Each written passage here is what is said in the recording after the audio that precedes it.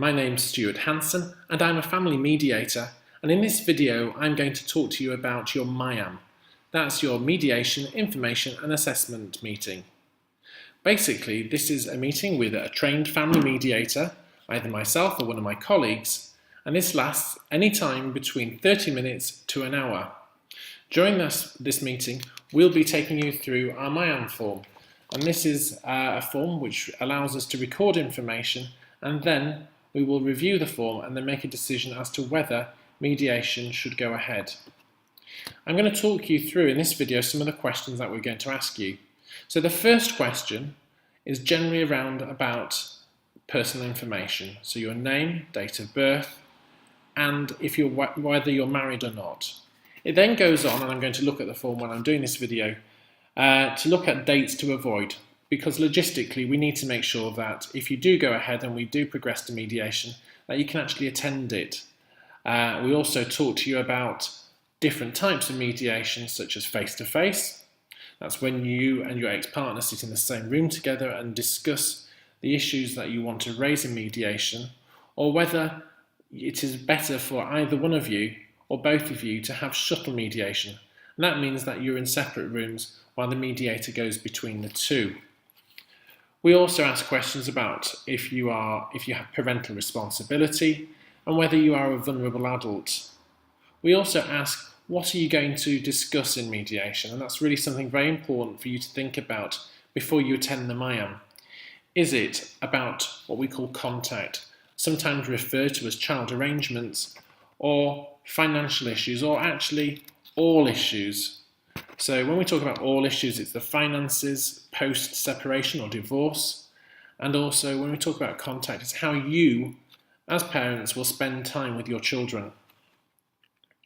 We also ask you about reasons that mediation may not go ahead, and things that usually stop mediation progressing would be domestic abuse or safeguarding issues.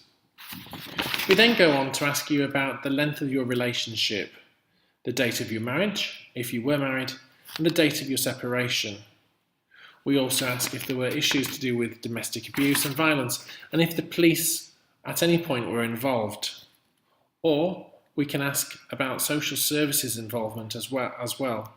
Maybe that is to do with your children, or maybe to do with referrals from other organisations for social services involvement with your children. We also look at safeguarding issues to do with drugs and alcohol. We then go on to asking details about your children, their name, the date of birth, and who they're actually currently living with. And then we talk to you about whether there are any legal proceedings actually happening at this time. It might be restraining orders, it might be actually that the court process has been already started and that you've been referred to mediation by a magistrate or a district judge. We also want to know what your legal status is, whether you are divorced, separated, or going through the process at the moment. We then talk to you about what we do and we don't do, and this is really important. Mediators, very clearly, we are not relationship counsellors.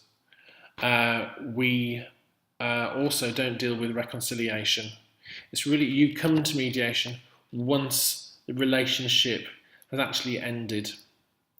We don't give any legal advice either. So legal advice, if you're needing to know about what case law says or what the process is, we can tell you information, give you general information about the process, but when you're wanting to ask questions about your case, we would direct you to a family solicitor. We talk to you about the ground rules of mediation and about who and who cannot attend. So mediation is between you and your ex-partner. It's very rare that other people attend mediation with you. We talk about mediation being future focused, and that's really important. In mediation, we don't look back and we don't look at blaming. We're not taking part in ascertaining who is to blame for the breakdown of the relationship. We're looking at how the family can move forward in the circumstances that they're currently in.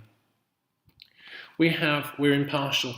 Mediators do not take sides in a mediation case. So it's important to remember that the mediator will only speak with both of you in the room together. As I've said already, we don't give advice, we give information, and that's really important to remember as well. Confidentiality and privileged. What you say in the mediation room is confidential. You can't then report the information that you have and take it into the courtroom at a later stage. Also, you can't call on the mediator to give evidence. The role of the mediator is impartial and he or she is privileged. Mediation, very importantly, is voluntary. It's your choice to come to mediation. You might be encouraged by a judge, but ultimately it's your choice and your responsibility.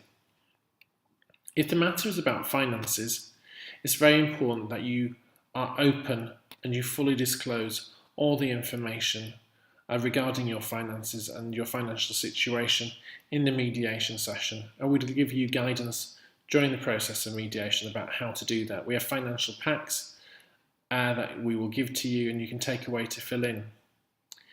If it's about child matters, during the mediation sessions, we would look to help you, possibly if this was your choice, to create a parenting plan, which may be of benefit to you, your children and your ex-partner on how to deal with specific situations that may have already arisen, but also that may arise in the future.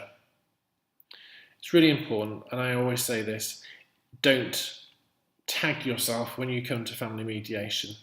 It is confidential. We don't want you talking about what has been discussed in the mediation session. It is private, it is between you and your ex-partner.